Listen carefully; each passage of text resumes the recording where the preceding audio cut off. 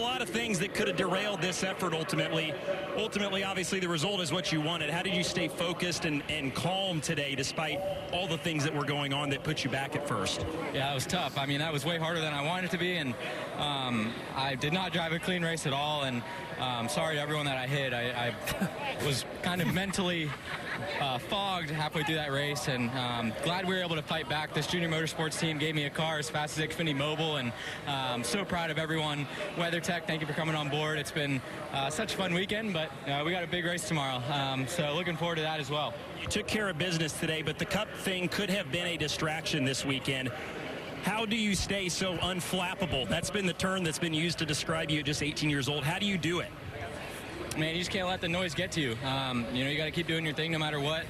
Whether it's good talk or bad talk, you just got to keep doing it and prepare the same way, and the results will come. So I'm so grateful to have so many great people in my life. Everyone at Chevy, I wouldn't be in this position without them. Josh Wise, Scott Speed, my family for supporting me. It's been a long journey, but grateful to get this one today. He's doing it for sure. Good time to be Connor Zilisch. Second career Xfinity win and his Cup debut tomorrow here at COTA. Well, it's going to be a 23rd place finish officially for Carson Kvapil. That certainly does not tell the story of what was a really good race car today. So a flat spot at the right front, and then ultimately it let go.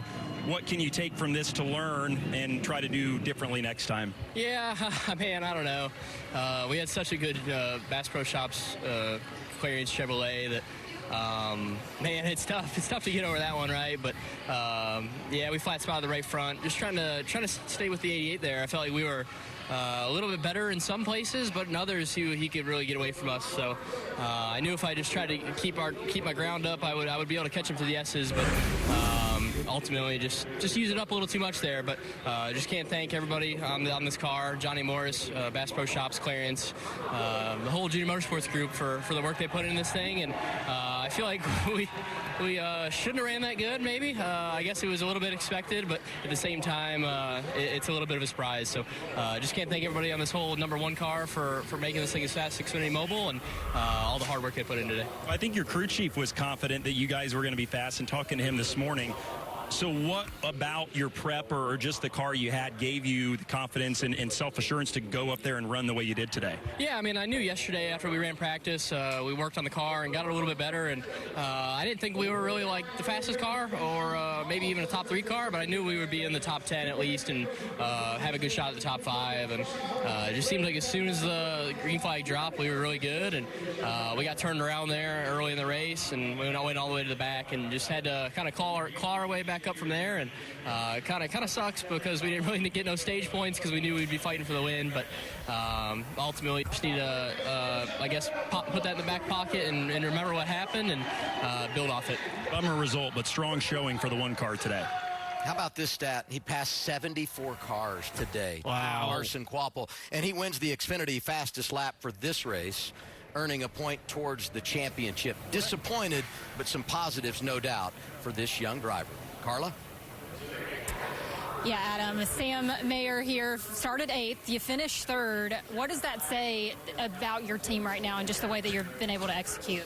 Yeah, I mean, it's really rewarding to have a car yesterday that we were pretty bummed out about, but the Haas factory boys went to work on this Autobell Ford Mustang overnight and made it really, really good. It's not quite as fast as Xfinity Mobile, but we're good enough to get in the top 3 and get that podium finish. But hats off to these guys. They did awesome. The sun's out. It's bright. I got my driven sunglasses on, and it's bright out just like my future. You got out of your car and you said that was something else. Yeah, it just was. Like, we hit everything. We got hit multiple times. But we fought through the adversity and got through today and got on the podium. And this team's future is really, really bright. It's a small organization right now, but we're going to become a powerhouse soon. All right, Sam Mayer, 3rd place finish for him, his highest finish at the track, Kim. And William Byron matches his best finish here in Xfinity of 2nd. I know you wanted the win there, but how would you summarize your day here at COTA? It was good. It was okay. I thought that I really slid around a lot to go fast on the short run, and I just couldn't go for 5 to 10 laps. And those guys would get away, and then our long run was really good. Both really long runs that we had. So yeah, my car was just really kind of floppy in the short run, and had to try to take care of it, and then, just tried to stay with it there in the long run. So just appreciate Adam and all the guys. They did a great job, and thanks to HendrickCars.com, Chevrolet.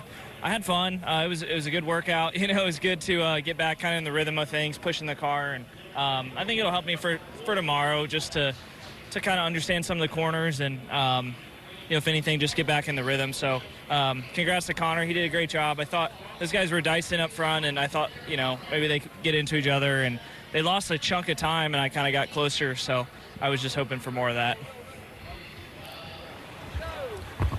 Ross Chastain finishes in the 8th spot, and that doesn't quite tell the whole story. Looking at our monitor here, you see the restarted 30th. That tells a little more of the story, but how do you evaluate and kind of just sum up the day ultimately? That was an unforced error, Dylan. It's just so bad to make that kind of a mistake on the final stop of a road course race. Under green to speed, they said it was 50.07, but I was just living too close to the edge there for our acceptance insurance Chevy. Didn't need to, just had made the pass on the guys I was around and was going to come off pit road with my #1 team, pitting the car. It was going to come off pit road in front of everybody and be front row beside the one, which is really odd to say. To race the one is actually really weird, but it was going to set up great, and yeah, just an unforced error for us. So proud of. I mean, it's incredible to drive this JRM car. Obviously, congratulations to the 88 and Connor. I'm proud that somebody from the company brought it home, because I thought the one was going to get it for a little while, and we had a shot until I sped on pit road. So 4 more races with this group, and now that I've driven their cars, I'm even more jealous that I haven't been driving them for the last 10 years. Thanks, Ross. Kim? Well, last week's winner, Austin Hill, has to settle for 4th this weekend. At one point, though, late in the race, you were able to overtake Connor Zilisch and Carson Kvapil. Looked like you locked up the rears there. As you look at the late race moves you made, what would you like to redo? Probably not mess with the brake bias like I was doing when I was leading the race. I started messing with my brake bias because I started getting tight in some of the slower sections, and ultimately that's what kind of cost us on the wheel hop. They still were going to get to us. I think just overall the one and the 88 were better than we were today. Even the 17 there was a little bit better than us.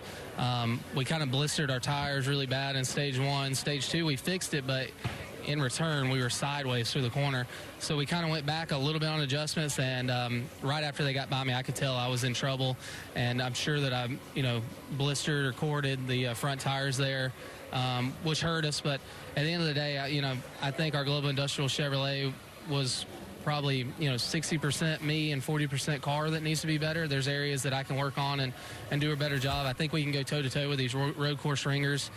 We've shown it time and time again that we can run inside the top 5, top 3, and it's a very frustrating 4th place finish for us, but we'll just keep building. The car just wasn't as fast as Xfinity Mobile today. Top 5 finish, Carla, for Austin Hill. And for the 5th place finish, we've got Colleague Racing's Christian Eckes. We were talking during the whole broadcast about how much damage your car received, but still a 5th place finish. How were you able to manage that in this race? This is a really, really fast Celsius Camaro. It was as fast as Xfinity Internet all day, and the driver was not. So made too many mistakes, got a pit road penalty, and just put us behind, or maybe we could have had a shot at it. I say that. The 88 probably would have kicked my ass. But, yeah, no, it's a good day to recover like that, but just frustrated with myself to make all those mistakes. Yeah, gotta love the honesty there, guys. Hey, race fans, thanks for watching our video. For all NASCAR on Fox News, content, and the best clips from Fox Sports, be sure to follow and subscribe to our channel.